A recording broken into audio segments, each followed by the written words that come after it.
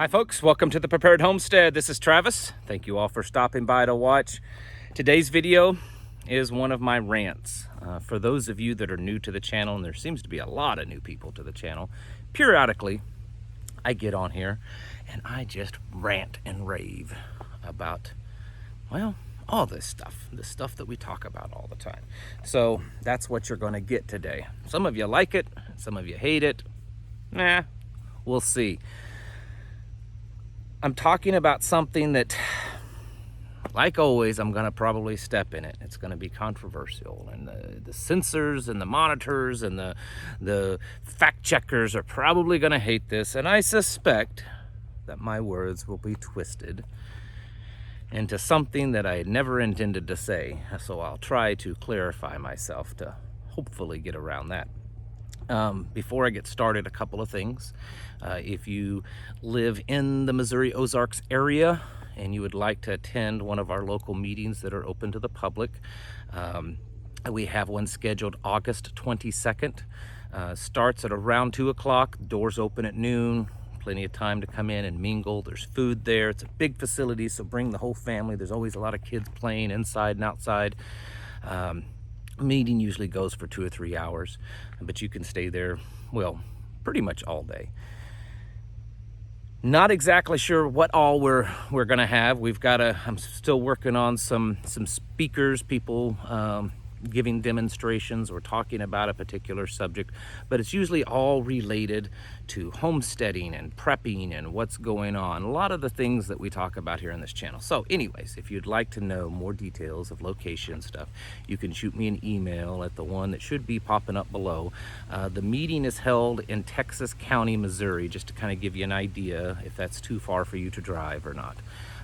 And I will do my best to get back to you. I think I have caught up on all of those emails, so I should be able to email you back pretty quickly.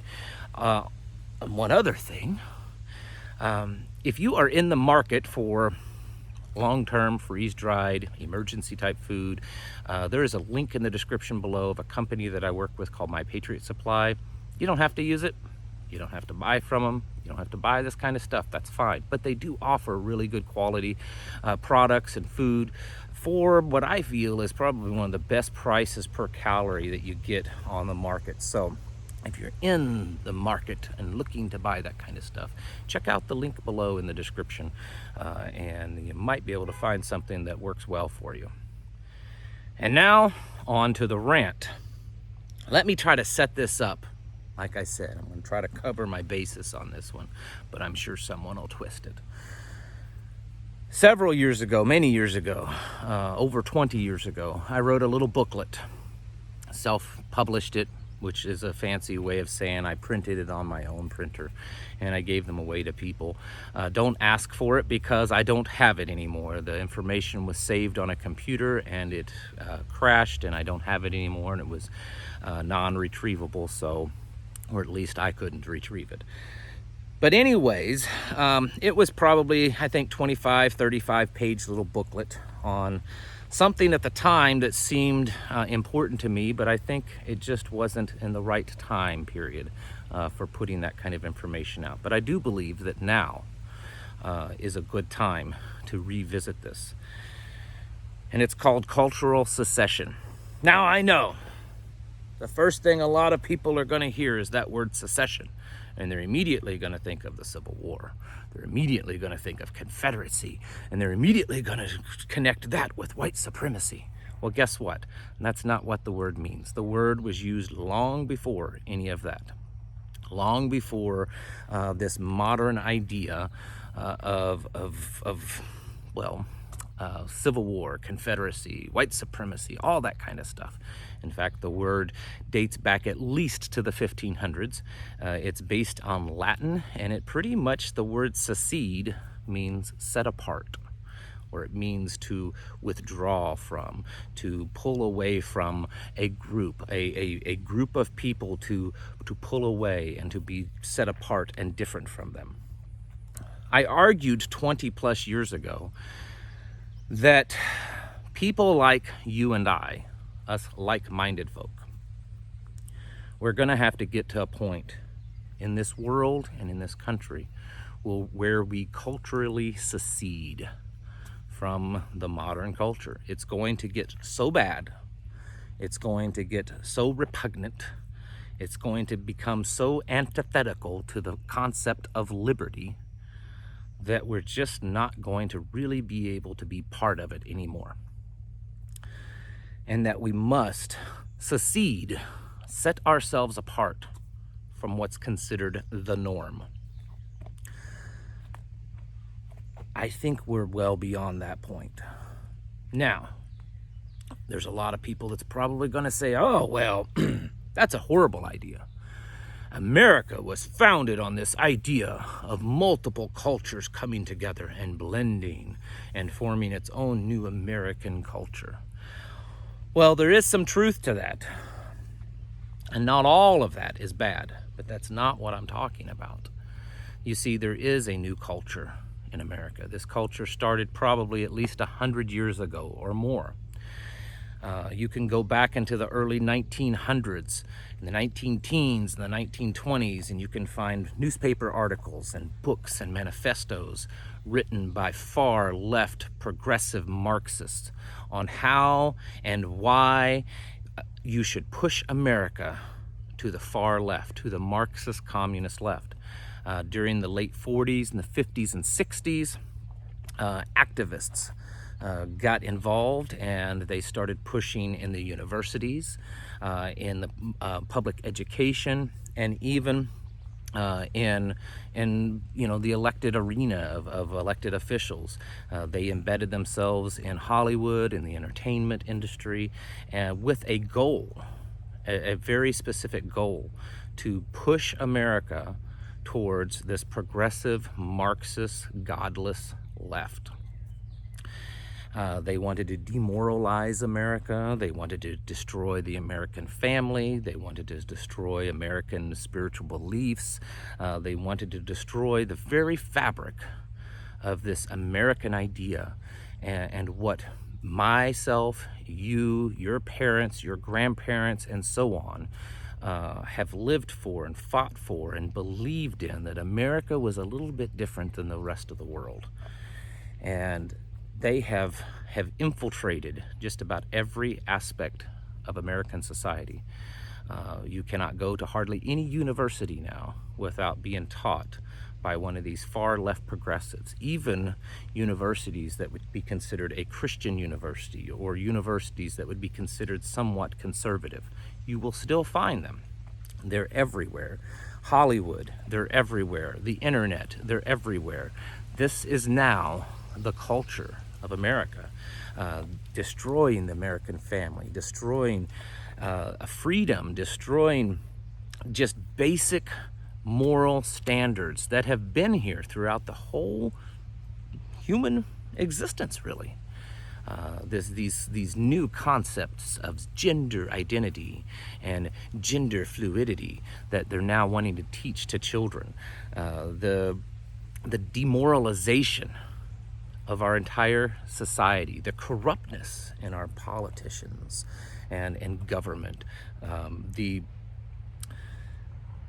just degradation in just about every aspect of our society, even to the point that it's in our churches, it's in our temples, it's in our religious buildings and religion all over. It's everywhere. And we're seeing the results of it. We're seeing the results every day. It's not just complaining about what they're doing in Congress. It's not just complaining about what they're doing in the White House or with a health crisis or forcing you to do something you don't want to do. Yes, these are all the results of the core problem. And the core problem is that America's lost its soul. America has lost its way. And we're coming apart at the seams because we have embraced ideologies that were completely opposite of what we were meant to be. Now, I am not looking through rose-colored glasses, and I'm not going to sugarcoat the fact that our history from the very beginning is riddled with people and things we did that weren't right. There were certainly, you could make a big argument that some of our founding fathers were not as squeaky clean as we want to make them to be. Many of them were involved in secret societies and had very possibly had agendas to building a new empire.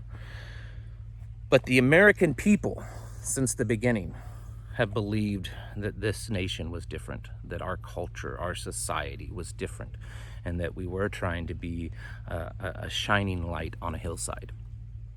And we're seeing that that is rapidly dying. We're seeing that families mean nothing anymore in society. Masculinity, well, that's an evil concept anymore. To be tough and to be strong and to be masculine for a man. We're seeing that, you can teach a child all kinds of repugnant and vile and things that a child should not even know about. I heard it said not too long ago when someone was talking about teaching all these gender identity types of things to children, and they said, it's not that I don't want you to teach that to children, I just don't want you to teach anything about sexuality to a child. And yet, more and more we're hearing that that's what we're supposed to be doing. And I'm only really scratching the surface here. I don't think I really need to prove the point to most of you that we live in a society where the culture has become soured. The culture is no longer conducive to freedom, family, traditional values, traditional beliefs. It just isn't anymore. It's not. And so that's why I believe as a people, as a segment of society, we should do our best to secede from it, to secede from the culture that is dominating America today. It's not really that radical of an idea. There are peoples all over the world today that are doing this. And it certainly has happened throughout history, where people that have more traditional beliefs, maybe it's based on their religion, or it's based on a way of life that they have chosen to do, that they kind of segregate themselves or pull away from the current culture. Here in America, one that comes to mind is the Amish. I'm sure all of you know a little bit about the Amish, but probably few of you know a lot about the Amish. I don't claim to be an expert, but I have several Amish friends and was actually at one of their homes just a few days ago. I've eaten meals in their homes. I have gone to their community events and trade and do business with them on a regular, on a regular basis. And while I don't completely agree with all of their beliefs, what they have decided for themselves is that the only way for them to retain their belief system, the only way for them to retain their traditions and their culture is to not be part of this culture. And it's worked for them for the most part. We see it in biblical history when God sent the Israelites into the promised land, and he told them, don't be part of these people. Don't allow their beliefs and their ways and their idols and stuff into your culture. And when the Israelites did that, what happened?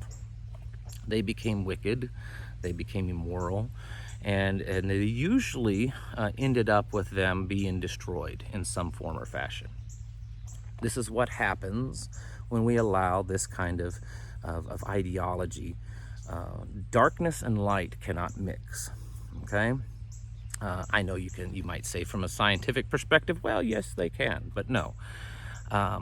When it comes to a belief system, when it comes to, and I'm not just talking about a religious or spiritual belief, I'm talking about a culture that we want to establish ourselves for. We want to retain a culture that's always existed in America, of traditional beliefs and family values, and most importantly, with a lot of people, is freedom. We want to retain freedom. This concept of liberty, this concept that the government does not have the end absolute power over me, that I in my own person, and I can choose for myself how I do things and why I do things and when and where I do things. And as long as I don't tread on other people, as long as I don't infringe upon other people or harm other people, for the most part, I should be free to do as I wish. That is no longer the case. Everything you do is now monitored. Everything you do is controlled in some form or fashion. Maybe not by the strong arm of the law necessarily, but definitely by the offended and by the weak, because they cry out if you do or say anything that hurts their feelings. They have to be a victim, and then the whole world comes crashing down upon you, and people lose their jobs, and they get kicked off of the internet, or families turn against them. There are repercussions to this in the end, and it's only going to get worse. There are no signs whatsoever of this train that is moving forward, of slowing down or changing course. And so, unlike what some people believe, I don't know that there's a way to change its course. I know that there's still good people that try to run for office. There's still good people that try to get into office and change things and try to speak out and wake the other side up or hold them back or push back against them. But in all honesty, I don't think that that's really going to be effective anymore. I think we're past the point of no return, at least in the sense that without major radical changes in this country, we're probably not going to turn this ship around. And so that's why I believe, for folks like you and I, setting ourselves apart and breaking away from this culture is probably the best thing that we can do. The best thing that we can do to retain our traditional beliefs, to retain our freedoms, to retain the way that we raise our children and bring them up and what we teach them. So what does all that mean? It's one thing to say something, it's another thing to put it into actions. Well, it's kind of simple. You just stop being part of them. You set yourself apart and to be different.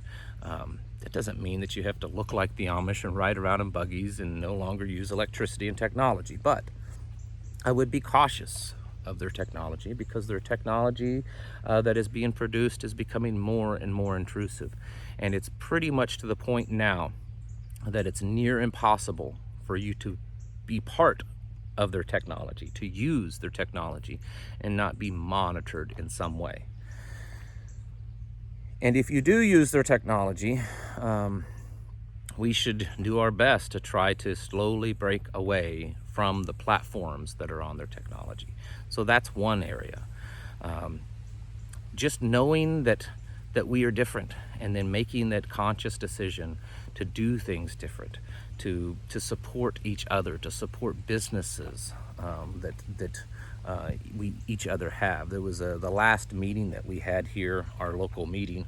The guy that was there to speak, it was his first time at the meeting, and he spoke, and beforehand he said, is it okay, he's part of an organization here in the state of Missouri to push for liberty. It's a very kind of libertarian, traditional conservative type of organization to fight against big government. And he said, before he got up to speak, he said, is it okay if I plug the organization that I'm with? Is it okay to talk about that and mention it? And I said, well, of course, why not? He said, well, sometimes when I go to events like this, they don't want people talking about, their own organization or their own business. And I said, to me, that just sounds ridiculous, because if we're in a room full of like-minded individuals, then we should be promoting our own businesses and our organizations that we are with, so that we can support each other. I would much rather find out that someone in that meeting is a tire guy, and that when I need tires, I can go to him and I can buy tires from him, as opposed to buying tires from Walmart or some other business that may not think like I do. And I would much rather give my money to folks that think and believe more closely to how I do. this concept, again, is not a new thing. This happened in communist Russia, where you would see small, especially towards the end of their power in Russia and the Eastern European states. You started to see small little communities pop up, and they basically tried to break away, in a sense. Of course, the communists still ruled over them, but their day-to-day lives in small little villages, they tried to break away. They even developed their own currency in some of these little communities, their own way of handling crime, and they would try to only do business with each other. This is something we can do voluntarily now. But it may come a time in the future where we have to do this, where it's our only choice to retain our belief systems. Because it could come a day to where we have to get a mark or get a card or get some type of identification to prove that we have or have not partaken in their plan and their scheme. And we would be kind of segregated by the government. It's already happening. It's happening in sports. I saw the other day that some football team that I could care nothing about is making those that didn't get the thing put certain color armbands on their hands, and so it sets them apart as separate. And we've seen this before throughout this health crisis, where governments and businesses are trying to put a certain label or certain item so that everybody knows that these people are different. This is most likely going to continue happening because it's happened throughout history, and most of the time history simply just repeats itself. It's on this big old cycle. And so I would much rather have control of breaking away from the culture than being forced to do it at their hand. And so that's why I have tried to live my life as best as I can, and more so now than ever. And I advise this to other people, is to do your best to break away from the culture, to secede from the culture, to see this culture that exists now in our world. And it's not just in America, it is all over the world. And say that this is not what I want to be part of. This is not what we've always been. This is leading us down a dark road of destruction, of immorality, of totalitarianism, of absolute control of my life. And I don't want to be part of it. And so I'm going to do the best that I can, because you can't do this 100%, I understand. But I'm going to do the best that I can to not be part of it. I'm going to set myself apart. I'm going to not partake in their culture any longer. I'm not going to buy their things as much as I can. I'm not going to be involved in their entertainment, in their news, in their social media. I am going to basically set myself apart and be different and secede from their culture, because it's no longer mine. It's no longer what I want. I know that's probably going to label you even more, but they're already doing that for you. They're already putting the label on you. I'm not suggesting that you stand on a hillside and you broadcast it to everyone. You can still do this and be a gray man.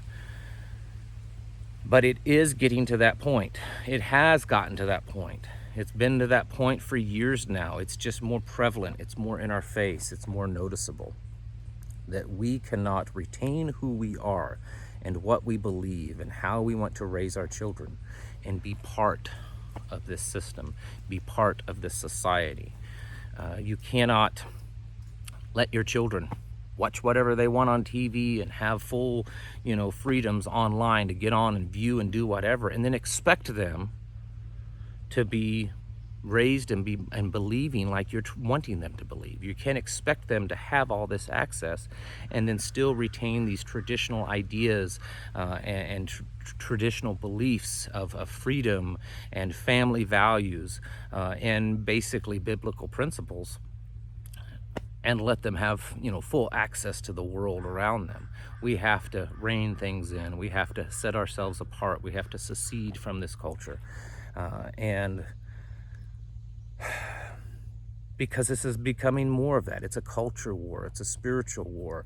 It's a war for the very fabric of what we've always believed to be and what we've always wanted to be. This isn't something that they're wanting to change a policy here and there, or they're wanting to, create a better life for everyone. They are wanting to radically change the very world that we live in. That's all part of the Agenda 21 and Agenda 2030 and the Great Reset and all that kind of stuff. They say it very plainly. All you have to do is find it and read it. And I encourage all of you to do that. All right, folks, we'll see how far this video goes and what kind of hate mail I get from it. Thank you all for watching. I'll catch you in the next video.